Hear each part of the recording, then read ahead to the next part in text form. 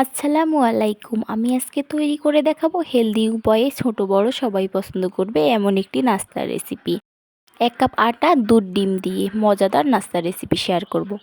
প্রথমে একটি বাটিতে 1 কাপ আটা নিয়ে নিচ্ছি।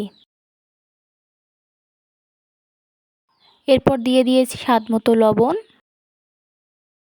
এরপর দিয়ে দিচ্ছি 1 টেবিল চামচ বেকিং পাউডার।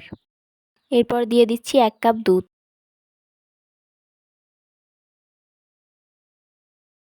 আপনারা পরিমাণ মতো দুধ নিতে পারবেন। দুধ দিয়ে একটি ডিম ভেঙে দিচ্ছি। এরপর দিয়ে দিচ্ছি 1 টেবিল চামচ ধনিয়া পাতা। এগুলো সবগুলো উপকরণ দিয়ে একটা হ্যান্ড উইচ দিয়ে ভালোভাবে মিশিয়ে নিতে হবে। অনবরত নেড়ে চেড়ে একটি গোলা তৈরি করে নেব। গোলাগুলো তৈরি হয়ে গেলে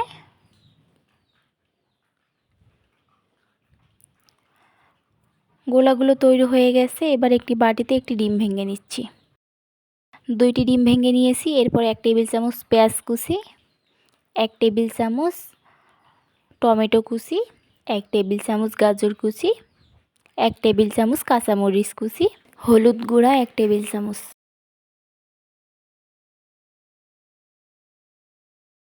ধনিয়া পাতা কুচি 1 টেবিল চামচ, লবণ স্বাদ মতো দিয়ে আবারও একটা হ্যান্ড উইচ দিয়ে ভালোভাবে মিশিয়ে নিতে হবে।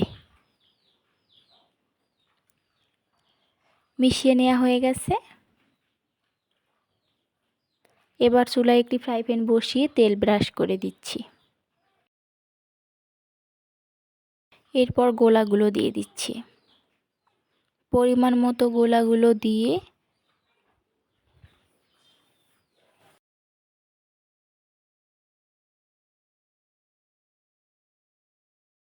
তিরিশ সেকেন্ড পর উল্টিয়ে দিচ্ছি। চুলা মিডিয়াম লো হিটে রেখে এই রেসিপিটি বানাতে হবে। এরপর উপরে দিয়ে দিচ্ছি ডিমের মিশ্রণগুলো। ডিমের মিশ্রণগুলো চারিদিকে ছড়িয়ে দিয়েছি। ঢেকে রাখবো 30 সেকেন্ড। এরপর উল্টিয়ে দিচ্ছি। এভাবে এই রেসিপিটি বানালে খেতেও অনেক মজার। আশা করছি সবার ভালো লাগবে। ভালো লেগে থাকলে বাসায় ট্রাই করে কমেন্ট করে জানাতে ভুলবেন না কেমন হয়েছে। এরপর উপরে চিজ ছিটিয়ে দিয়েছি। চারিদিকে চিজ ছিটিয়ে দিয়েছি। ঢেকে রাখবো 30 সেকেন্ড।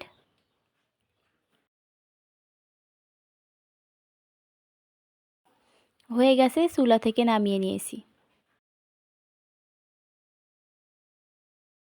গরম থাকা অবস্থায় টিস্যু দিয়ে মুড়িয়ে নিতে হবে।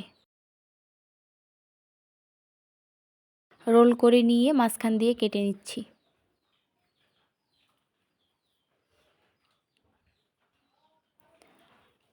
আমি একইভাবে সবগুলো রেসিপি বানিয়ে নিব।